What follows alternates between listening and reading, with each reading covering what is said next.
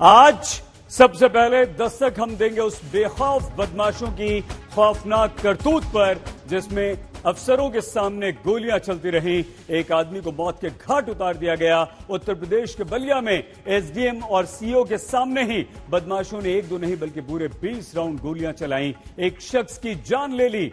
हमारी इस रिपोर्ट को देखकर आप यकीनन ये सोचने पर मजबूर हो जाएंगे कि क्या दबंग और अपराधी कानून व्यवस्था को अपनी जेब में रखते हैं। ये वो तस्वीरें हैं जो एक ऐसे कार्यक्रम में चली हैं जहां पर एसडीएम मौजूद थे, जहां पर सीओ मौजूद थे, जहां पुलिस के वरिष्ठ अधिकारी मौजूद थे, लेकिन वहां दबंगों ने गोली चला दी। सामने एक शख्स को मौत के घाट उतार दिया।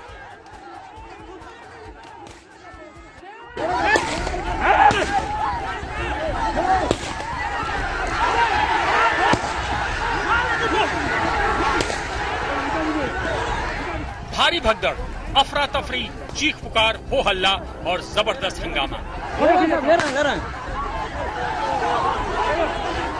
इन खौफनाक तस्वीरों में वो सब कुछ है जो किसी के भी रोंगटे खड़े कर दे।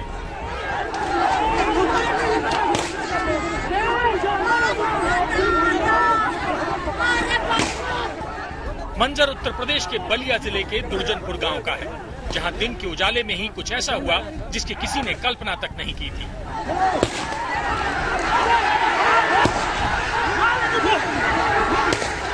बड़े अफसरों की टीम के सामने जंगल में एक जिंदा शख्स बेजान हो गया। गोली लग गया कुछ लोगों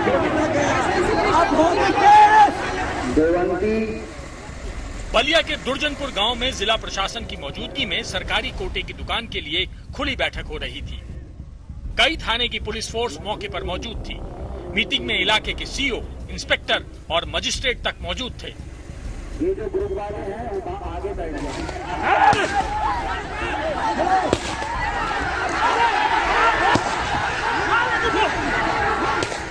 लेकिन इन सबके बीच दबंगों ने फायरिंग शुरू कर दी और इन तमाम अधिकारियों के सामने एक व्यक्ति को गोली लगी और उसकी अस्पताल में मौत हो गई। गोली मारने वाले आरोपी का नाम है धीरेन्द्र सिंह, जिसे बलिया के बीजेपी विधायक सुरेंद्र सिंह का करीबी बताया जा रहा है।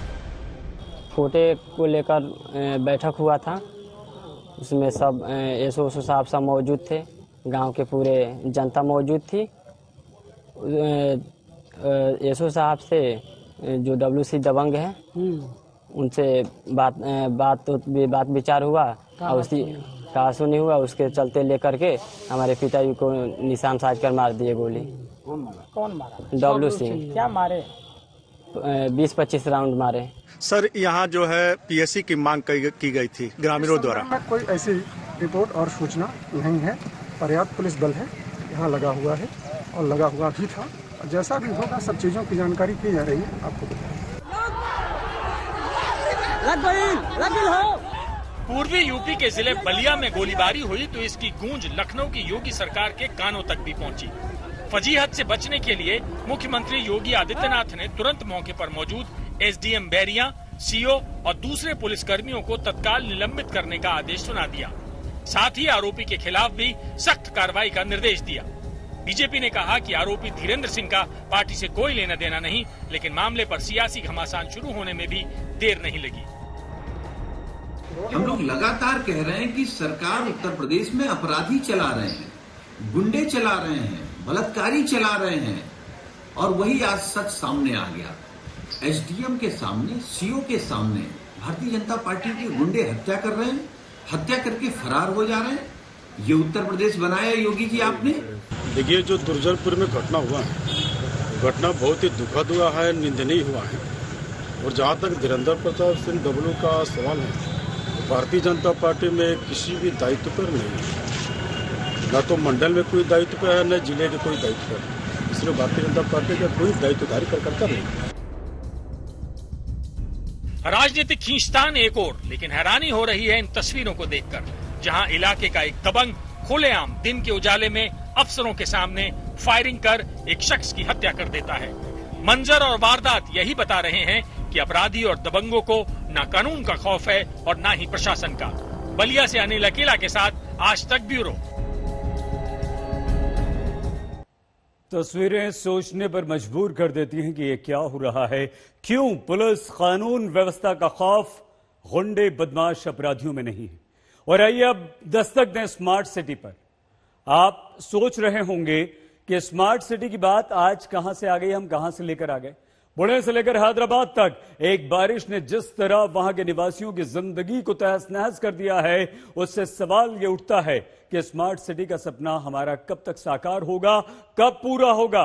सबसे पहले आइए जिन 20 शहरों को स्मार्ट सिटी में रखा गया था उनकी बात करें तो उनमें पुणे भी था। और हैदराबाद को तो स्मार्ट मेट्रो सिटी कहा जाता है, लेकिन आज हैदराबाद की स्थिति क्या है आप जानते हैं।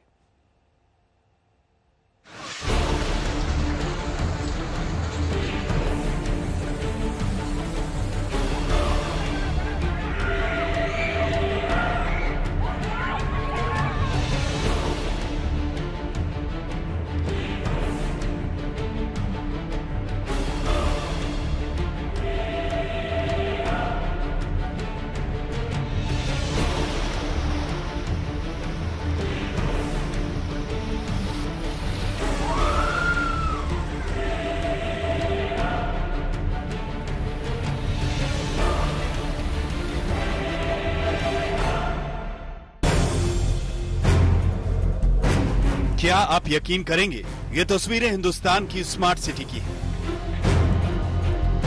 आप अपनी कल्पना को उड़ान की कितनी भी ऊंचाई पर ले जाइएगा, लेकिन किसी स्मार्ट सिटी का ऐसा मंजर आपने नहीं देखा होगा।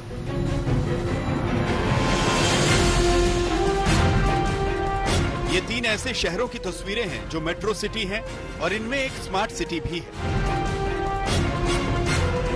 5 साल पहले जब प्रधानमंत्री नरेंद्र मोदी ने स्मार्ट सिटी की कल्पना इस देश के सामने पेश की तो आंखों में कुछ चमकीले ख्वाब थे। उन स्मार्ट सिटी में वर्ल्ड क्लास ट्रांसपोर्ट सिस्टम होता, एक जगह से दूसरी जगह में 45 मिनट में पहुंचने का इंतजाम होता, 24 घंटे बिजली पानी की सप्लाई होती, सरकारी कामों के लिए सिंगल विंडो सिस्टम होता, यानी एक ही जगह से आपका सारा काम। शिक्षा नहीं, स्मार्ट शिक्षा की व्यवस्था होती, कुदरत आपके करीब होती, आप कुदरत के करीब होते, यानी पर्यावरण का अनुकूल माहौल होता, आपकी सुरक्षा का मुकम्मल इंतजाम होता और मनोरंजन का बेहद हाईटेक इंतजाम होता। अब 24 घंटे पानी की सप्लाई का सपना तो आपने देखा ही होगा, लेकिन ये कब सोचा होगा कि वो पानी आपके बेडरूम में घुस जाएगा, आपके गैराज में, आपकी सड़कों पर गटर का पानी पसरा होगा। जून जुलाई में बारिश के मौसम में तो दिखता रहता है, लेकिन ये अक्टूबर में पहली बार इतना पानी देख रहे हैं। ये तो पूरा बारिश का पानी कम या ड्रेनेज का पानी ज्यादा दिख रहा है। अभी वही तो सोच रहे हैं मैं जाऊँ कैसे, क्योंकि होड़ी से जाऊँ या तैर के जाऊँ, क्योंकि ये पानी बारिश का भी है और नीचे वाला भी है। एक कश्ती आई अभी, वो अंदर गई, एक कश्ती अभी और कश्ती की जरूरत है। एक कश्ती से कुछ भी नहीं होने वाला है। बहुत खराब है सर हालात, पूरे लोग फर्स्ट फ्लोर सेकंड फ्लोर पे रुके हुए हैं। 80% को हम लोग निकाल चुके हैं अभी तक, और बहुत लोग हैं जो चल रहा है प्रोसेस, वो फर्दर निकल जाएंगे। सरकार की योजना 100 स्मार्ट सिटी की बनी। बिल्कुल शुरू में जिन 20 शहरों का नाम सामने आया उनमें एक शहर पुणे भी था, जो एक अदद बारिश में आज पानी पानी हो गया। उस सिस्टम पर जिसने झांसा तो स्मार्ट सिटी होने का दिया, लेकिन बड़ी चालाकी से ऐसा छोड़ दिया कि जिंदगी गटर के पानी में बह रही है। स्मार्ट सिटी में सीवेज का पानी तो दिखना ही नहीं चाहिए था। कूड़ा करकट के बारे में बच्चे ये बात करते कि आखिर ये होता क्या है, लेकिन ये सब परियों की सुहानी कहानी लगती है। वास्तविकता यही है कि स्मार्ट सिटी में पानी भर गया, नाले खुल गए और इसके साथ खुल गई उस दावे की पोल जो सुनने कहने में बहुत अच्छा लगता है, लेकिन भोगने में बहुत बुरा। हैदराबाद से आशीष पांडे के साथ पंकज खेलकर, पुणे, आज तक।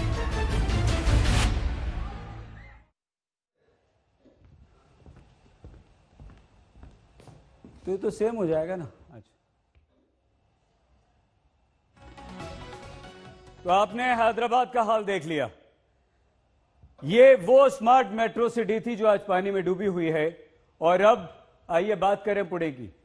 पुणे यानी कि वो शहर जो स्मार्ट सिटी की पहली लिस्ट में शामिल था, जिस शहर पर सालाना 6700 करोड़ से ज्यादा खर्च होता है, जिस शहर में सब कुछ स्मार्ट होना चाहिए, लेकिन एक बारिश में उस शहर का हाल यह हो गया कि लोगों को बचाने के लिए जेसीबी मशीन का सहारा लेना पड़ा।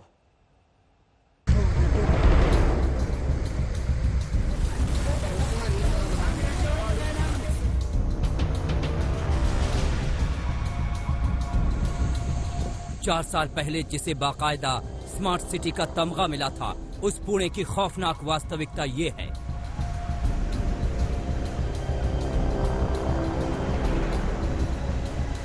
एक ऐसी स्मार्ट सिटी जहां एक बारिश में ऐसी बाढ़ आ जाती है कि जेसीबी मशीन की मदद से लोगों को बचाने की कोशिश होती है।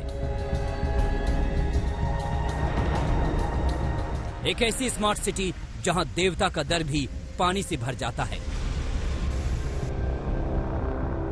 एक ऐसी स्मार्ट सिटी जहां गैराज में गाड़ियां नहीं रहती, बल्कि गैराज से सड़क तक ऐसा सैलाब मचलता है कि जिंदगी थम जाती है और गाड़ियां बह जाती हैं। बारिश आने वाले 24 घंटे में झमाझम हो सकती है, तो मुश्किलात के लिए लोगों को या मुश्किलात का लोगों को और भी सामना करना पड़ सकता है।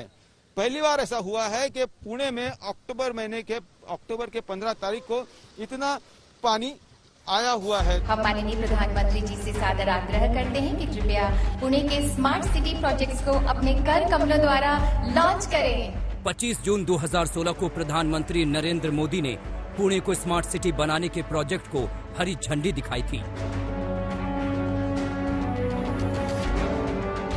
जिंदगी जीने योग्य व्यवस्थाएं पहुंचती नहीं है, न रोड बनता है, न बिजली पहुंचती है, न ड्रेनेज की व्यवस्था होती है, और लोग आते हैं पैसे देकर के मकान भी लेते हैं, बाकी व्यवस्थाएं होती नहीं। क्यों?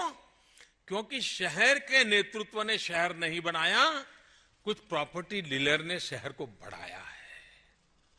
ये जो मिसमैच है, उस मिसमैच को बदलना है। लेकिन मुला और मुठा नदी के किनारे बसी पुणे की हालत एक बारिश में पस्त हो जाती है। अगर पुणे स्मार्ट सिटी की सूची में शुमार है, तो इसकी सड़कें चमचमाने की जगह पानी से क्यों भरी हैं? बस एक बारिश में ही शहर का ड्रेनेज सिस्टम ध्वस्त क्यों हो गया? सामान्य दिनों में भी ट्रैफिक का हाल इतना बुरा क्यों रहता है कि कहीं आने जाने में आपको अतिरिक्त समय लेकर चलना पड़ता है? स्मार्ट सिटी बनाने के लिए मिले पैसे का क्या हुआ? सड़क पर फैला पानी उतर जाएगा, सड़कें फिर से सामान्य हो जाएंगी, ट्रैफिक फिर से चलने लगेगी। लेकिन इस सवाल का जवाब कौन देगा कि सुनहरे वादे जमीन पर उतरते उतरते पानी में क्यों बह जाते हैं और क्यों लोगों के लिए जिंदगी ठहर जाती है? तो लगातार बारिश ने पुणे के हाल बेहाल कर दिए हैं। 4 या 5 ऐसे इलाके हैं जहां कुछ निचले इलाकों में बहुत ज्यादा पानी हो गया है। मैं फिलहाल पुणे के बहुत ही पॉश ऐसे कोरेगांव पार्क इलाके में हूँ, और आप देख सकते हैं कि 5 सितारा बड़ा सा 5 सितारा होटल यहाँ पर है, और उसके बगल वाले लेन में ही आप देखिए तो पूरा पानी ही पानी है। और ऐसा ही नजारा हर एक गली में इस कोरेगांव पार्क और खास करके मंगलदास रोड इलाके में दिखाई दे रहा है। सोसाइटी में पानी है, गैराज में पानी है, बेसमेंट में पानी है, और यहाँ आप देख सकते हैं कि ये सड़क जो है कमर जितना पानी यहाँ पर है। अभी अभी आपने देखा कि कुछ लोग यहाँ से चलते हुए आ रहे थे, तो कुछ लोग यहाँ से जाने का प्रयास कर रहे हैं, लेकिन मुश्किलात जा रहे हैं। स्मार्ट सिटी में सिंगल विंडो सिस्टम होता है, लेकिन सिंगल विंडो सिस्टम पुणे में कब काम करेगा ये भगवान जाने। लेकिन अभी तो आलम यह है कि थाने में भी सैलाब भरा है। अपराधियों से लड़ने वाली पुलिस पानी की मार से जूझ रही है। पुलिस स्टेशन के बाहर खड़े वाहन तो पानी में डूब गए। अब सोचिए, इस पुलिस स्टेशन में कोई शिकायत या पुलिस से मदद मांगने कैसे आएगा?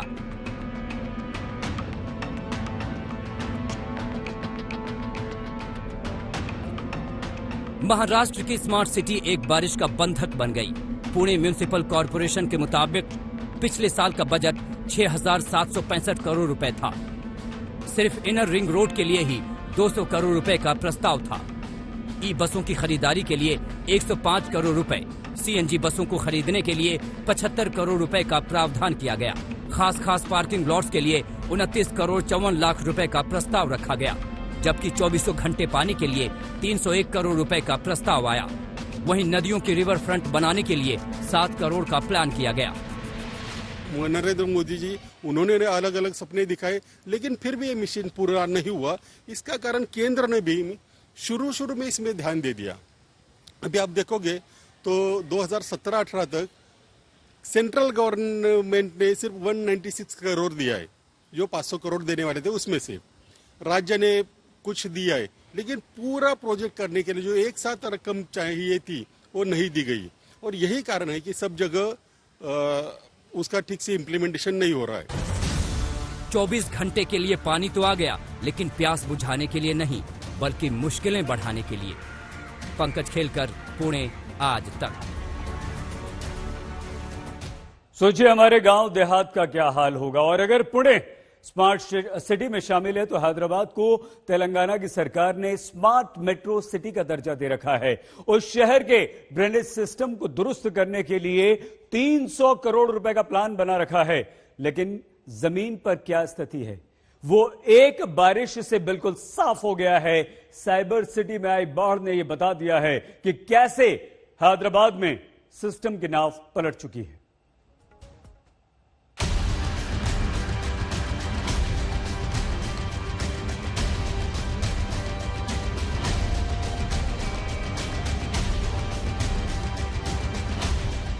ये तस्वीर उस शहर की है जो पिछले 25 सालों से साइबर सिटी का ताज अपने सिर पर चिपका कर घूम रहा है, जहां विकास की गोदावरी बहाने के लिए न जाने कितने जतन हुए, लेकिन विकास कहां गया पता नहीं।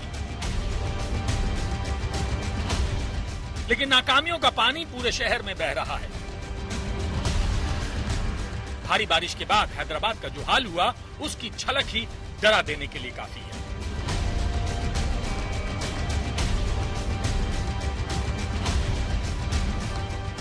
धीरे धीरे बारिश का पानी तो उतर जाएगा, लेकिन ना जेहन में बसा खौफ उतरेगा, ना ही वो खोखला वादा कि हैदराबाद हिंदुस्तान के चमकते शहरों में शुमार है। हालात में कोई खास तब्दीली नहीं हुई है। बस एक राहत की बात है कि बारिश थम चुकी है, लेकिन अगर हम बात करें फ्लडिंग की, जल भराव की, तो आप देख सकते हैं हम नदीम कॉलोनी एरिया में है। ये तोली चौकी शहर के बीच का हिस्सा है और देखिए कैसे यहाँ पर पूरी की पूरी कार डूबी हुई है और कितनी ज्यादा जल भराव है। अभी यहाँ पर एनडीआरएफ की टीम है, एनडीआरएफ की टीम के लोग यहाँ पर राहत और बचाव कार्य में लगे हुए हैं। बोट से एक एक कर यहाँ परिवारों को निकाला जा रहा है। कई सारी महिलाएं और बच्चे इस पूरे एरिया में करीब 100 से 200 घर हैं, यहाँ पर वो लोग सारे लोग यहाँ पर फंसे हुए हैं और उनको निकालने की कोशिश की जा रही है। एनडीआरएफ की पूरी टीम यहाँ पर 2 बोट्स हैं, दोनों बोट्स की सहायता से इस नदीम कॉलोनी एरिया से लोगों को निकालने का प्रयास कर रही है। जो शहर डिजिटल इंडिया का प्रतीक हो सकता है, जिस शहर से इंफोटेक को रफ्तार मिलती है, जिस शहर में विकास की सारी संभावनाएं खोजी जाती हैं, अगर वो शहर एक अदद बारिश में इस हाल में आ जाता है कि रिहायशी इलाके में खड़ी गाड़ियां पानी में डूब जाती हैं, तो सोचिए कि हालात कितने खराब हैं।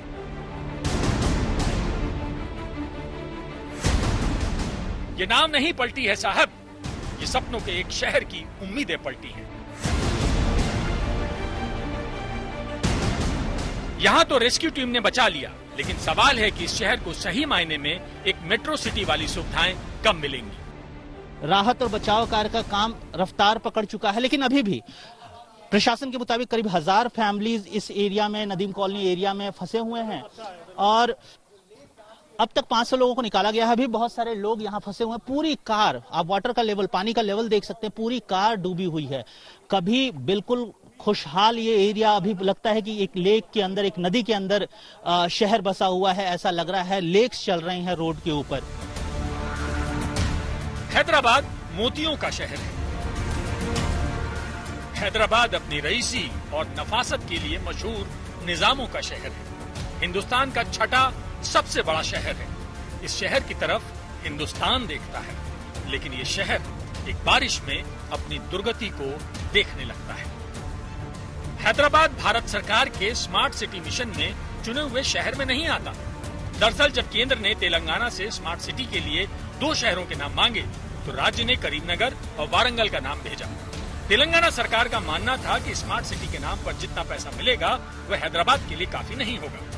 तब तेलंगाना ने केंद्र के पास स्मार्ट मेट्रो सिटी का प्रस्ताव भेजा, जिस पर कुछ नहीं हुआ। फिर राज्य सरकार ने हैदराबाद को स्मार्ट सिटी के तौर पर विकसित करने का फैसला लिया। ड्रेनेज सिस्टम को दुरुस्त करने के लिए ग्रेटर हैदराबाद म्युनिसिपल कॉर्पोरेशन को राज्य सरकार ने 298 करोड़ 34 लाख रुपए का ग्रांट दिया। इतने पैसे से शहर के 472 ड्रेनेज प्रोजेक्ट पूरे करने हैं, लेकिन अभी तो प्रोजेक्ट कागजों पर ही दिख रहा है। विपक्ष में बैठी बीजेपी चंद्रशेखर राव की सरकार को कटघरे में खड़ा कर रही है।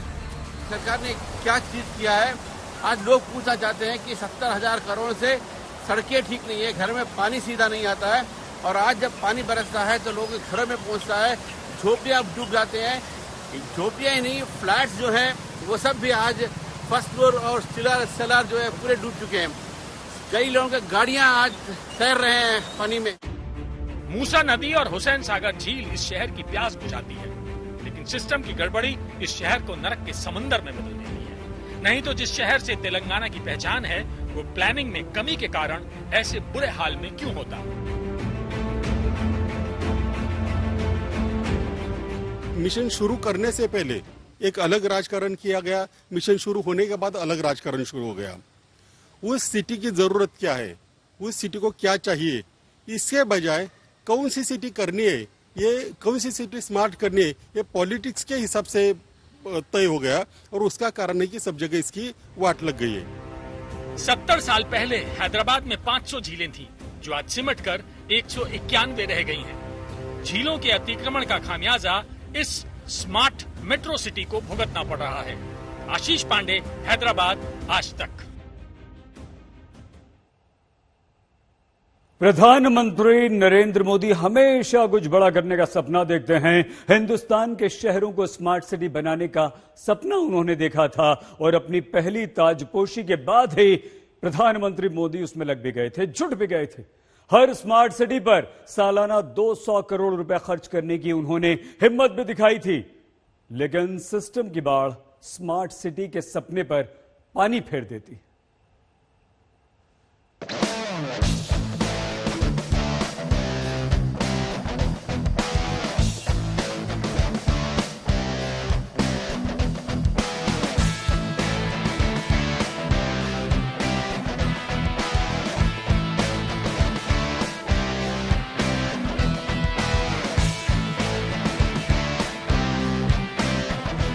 Vienna, New York, Tokyo, London, Stockholm, ये दुनिया के वो शहर हैं जिनका नाम आते ही स्मार्ट सिटी का रंग रूप आंखों में तैर जाता है।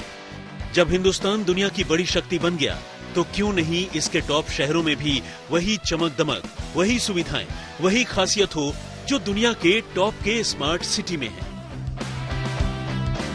इसलिए पहली बार ताजपोशी के बाद ही प्रधानमंत्री नरेंद्र मोदी ने स्मार्ट सिटी प्रोजेक्ट चलाया। सरकार में बैठ करके कागज पे बनाई हुई ये योजनाएं नहीं है।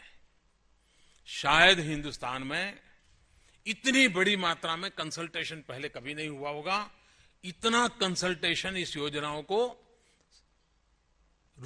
चरितार्थ करने के लिए लगाया गया है। 2015 में इस प्रोजेक्ट को पेश किया गया तो 100 शहरों को चुना गया, जहां रहने वालों की जिंदगी बेहतर से बेहतर हो सके, जहां आधुनिक तकनीक और तौर तरीके शहर को स्मार्ट बनाएंगे। शुरू में 20 शहरों को चुना गया, फिर देश भर से 100 शहरों को चुना गया। इन सारे 100 शहरों की अंतिम सूची 2018 में आई। इस प्रोजेक्ट के आने में देर हुई तो पूरा करने की पहली डेडलाइन पीछे छूट गई। इसके बाद इसे पूरा करने का वक्त बढ़ाकर 2023 कर दिया गया। दिसंबर 2018 में सरकार ने स्मार्ट सिटी मिशन के लिए 2 लाख करोड़ रुपए का प्रोजेक्ट रखा। इसके तहत 5,151 योजनाओं को मंजूरी दी गई। एक स्मार्ट सिटी का सालाना बजट 200 करोड़ का रखा गया, जिसमें केंद्र 100 करोड़ देता और राज्य 100 करोड़, यानी एक स्मार्ट सिटी पर 5 साल में 1,000 रुपए खर्च होते। लेकिन बड़े बड़े वादे और तमाम कोशिशों के बावजूद ये काम अभी अपने मुकाम से दूर दिखता है। स्मार्ट सिटी का मतलब है कि सारे नागरिकों को जो जरूरी सुविधा होते हैं, उनकी हेल्थ के लिए, उनके कामकाज के लिए, उनके आने जाने की सुविधा के लिए, वो सारा सब कुछ आसानी से और सही टाइम पर मिले। लेकिन अभी स्मार्ट सिटी का मतलब सिर्फ चकाचौंध करना और अब लोगों को कोई दिखावा करना यही हो गया है। इसलिए स्मार्ट सिटी का कोई मतलब नहीं बनाए। आधिकारिक आंकड़े तो यही बताते हैं कि स्मार्ट सिटी के लिए जितना बजट आवंटित हुआ था उस हिसाब से पैसे बहुत कम खर्च हुए।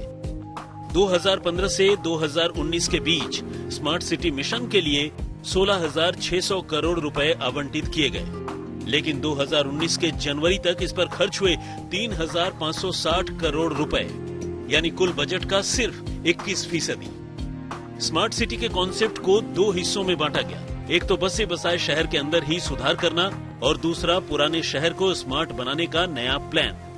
साथ ही शहर के आसपास खाली जगहों में नया शहर बनाने की योजना। लेकिन पुणे की तस्वीर बताती है कि अभी कितना बुरा हाल है। क्या 3 साल बाद पुणे वाकई स्मार्ट सिटी हो जाएगा? मुंबई में विद्या के साथ पंकज खेलकर, पुणे, आज तक।